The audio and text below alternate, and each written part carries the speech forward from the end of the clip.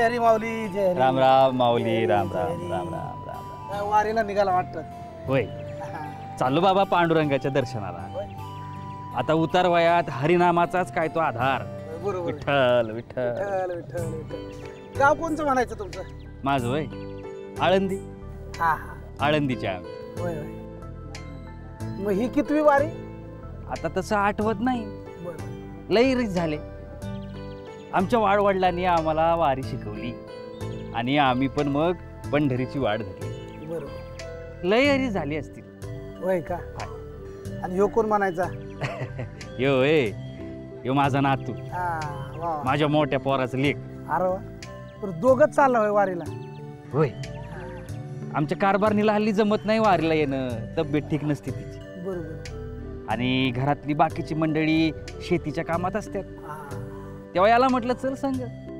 नाही नाही, पण आता एवढं छोटं लेकरू आहे ते, होय. याला जमल का वारीचं? नाही जमणार. तसं नाही, कोणाला जमल नाही सांगतायत, पांडुरंगाच्या मनात असतं. पण एवढा लांबचा प्रवास आहे, पावसा पाण्याचे दिवस आहेत आणि या लेकराचं वय बघता जमल का ह्याला? जमाय हवं. वारकरी घरातला जन्म आहे त्याचा, त्याला बी वारी कळायलाच हवी. नाही ते सगळं पटतंय मला, पण मी काय म्हणतो, अरे लेकरा, आजकालच्या पोरासनी, आजकालच्या लोकांसनी असं वाटतं हरिनाम, भजन, कीर्तन या सगळ्या गोष्टी अवतार वयात करायच्या गोष्टी आहेत. पण तसं नाही लेकरा. या वयापासूनच प्रथा संस्कृती, आपल्या महाराष्ट्राच्या प्रथा संस्कृती समज आपल्या पोरासनी कळावं. हे बाळकडू याच वयापासून त्यांना मिळायला हवं. नाही सगळं कळतंय मला.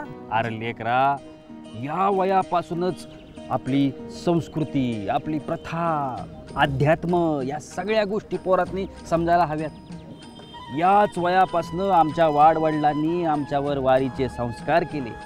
अध्यात्म म्हणजे काय ते आम्हाला या वयातच आमच्या आईवडिलांनी शिकवलं, म्हणून आम्हाला वारी कळाली. पांडुरंगाची खरी भक्ती म्हणजे काय ते आम्हाला या वयात कळालं, म्हणून आज आम्ही वारकरी झालो, पांडुरंगाच्या वाटेवर निघालो. आज आपली जी पुढची पिढी आहे, आपली वारी, आपली प्रथा, आपल्या संस्कृती या सगळ्या गोष्टी जर त्यांना आज शिकवल्या तर आपल्या या सगळ्या गोष्टींचं व्यवस्थित जतन होईल आणि ती अगदी अनादी अनंत काळापर्यंत टिकून राहील.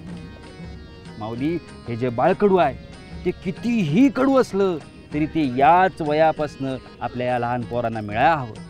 आणि म्हणून मी या छोट्या माझ्या नातवाला बरोबर घेऊन चाललो पांडुरंगाच्या दर्शनाला. बरं माऊली, चला, विश्रांती संपली, आता निघायची वेळ झाली. लांब पल्ला गाठायचा अजून. हा, येतो. विठ्ठल विठ्ठल. चल बाळ, निघायचं.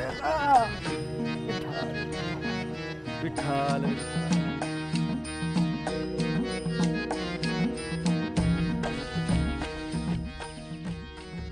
बघितलं का माऊली, ह्या आजोबांनी तर आमच्या डोळ्यात अंजनच घातलं.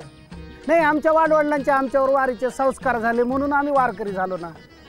आता ह्यानी जर सांगितलं नसतं तर आम्हाला कळलंच नसतं. पण आता जर पुढच्या पिढीला वारी कळली पाहिजे तर मला पण माझ्या मुलावरती वारीचे संस्कार करायला हवे. मी लगेच माझ्या मुलाबरोबर बोलतो म्हणजे आता लगेच कसा बोलणार, मी त्याला फोन करतो.